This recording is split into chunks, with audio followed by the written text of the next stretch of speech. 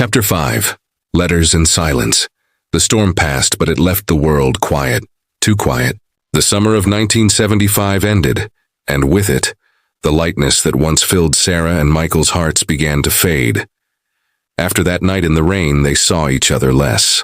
Michael's father made sure of it. He took away the car keys, sent him to help at the dealership full-time, and began preparing him for business school in Cleveland. "Work leaves no time for foolishness," Richard said. Michael didn't argue anymore. He was tired of fighting, tired of hurting everyone he loved.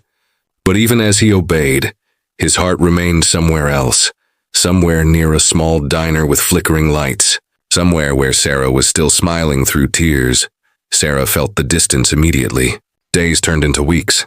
The sound of the diner's bell felt lonelier without his laughter. She kept busy, serving coffee, cleaning tables, listening to the jukebox play songs that now hurt to hear. Sometimes she would stand by the window at closing time, looking toward the hill, wondering if he was thinking of her. Then one afternoon, a letter arrived. It was tucked under the diner's door, sealed with simple white paper. Her heart raced as she saw the familiar handwriting. "Dear Sarah, I'm sorry for the silence. Things have been difficult at home. My father is sending me to Cleveland to work for a while. I didn't get a choice. But please know this. Not a single day goes by without me thinking of you. I remember every walk, every laugh, every moment by the lake. Sometimes when I close my eyes, I can still hear your voice.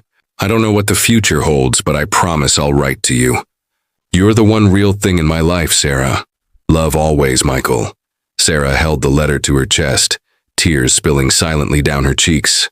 She whispered, "You didn't forget me."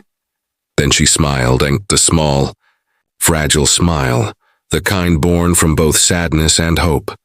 The letters became their world. Every week or two, another envelope would arrive, sometimes crumpled from travel, sometimes late but always filled with warmth. Michael wrote about the city, the noise, the factory where he worked long hours learning how things were built. He told her about the smell of steel, the blare of horns, and the loneliness of crowded streets. Sarah wrote back about home, how the diner was still busy, how her mother's garden was blooming, how the lake looked different without him. She told him about the changing seasons, the town fairs, and the way the maple trees turned red like fire in October. Through their letters, they lived two lives, one real, one remembered. Each envelope carried pieces of a love that refused to die. One winter evening, Sarah's father found her reading by the kitchen lamp, smiling softly at a letter. He sat beside her, his hands rough from work. "That boy still writes to you, huh?" "Every week," she said quietly. "He's working hard in the city." Her father nodded slowly. "He sounds like a good man. But life can be cruel, Sarah. Are you ready for that?" She looked at him, her eyes brave, her heart steady. "I'd rather love once and be hurt than never love at all." Her father smiled sadly. "You sound like your mother." Meanwhile, in Cleveland, Michael worked harder than he ever had before.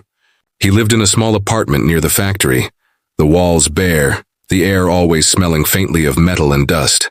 He saved every penny, ate simple meals, and counted the days between Sarah's letters. At night, he would sit by the window, writing by the yellow light of a desk lamp. The city never slept, but his thoughts always drifted home, to the quiet streets, the lake, the girl with green eyes who made everything feel alive. He kept her letters in a small wooden box, each one carefully folded. Sometimes, when the noise of the city grew too loud, he'd open the box and read them again, line by line, until he could almost hear her laugh. But months turned into seasons, and life kept moving. Letters came slower. Sometimes they got lost or delayed.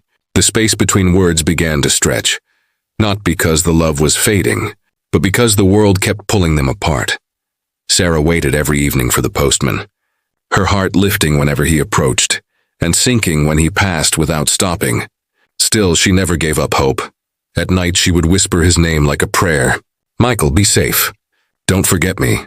And somewhere in Cleveland, Michael looked at the same moon and whispered, "Sarah, wait for me."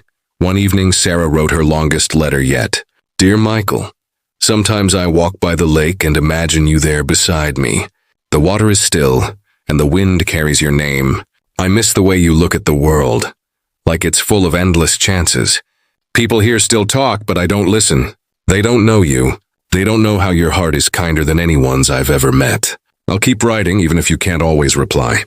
'Cause love isn't just about being together, it's about remembering.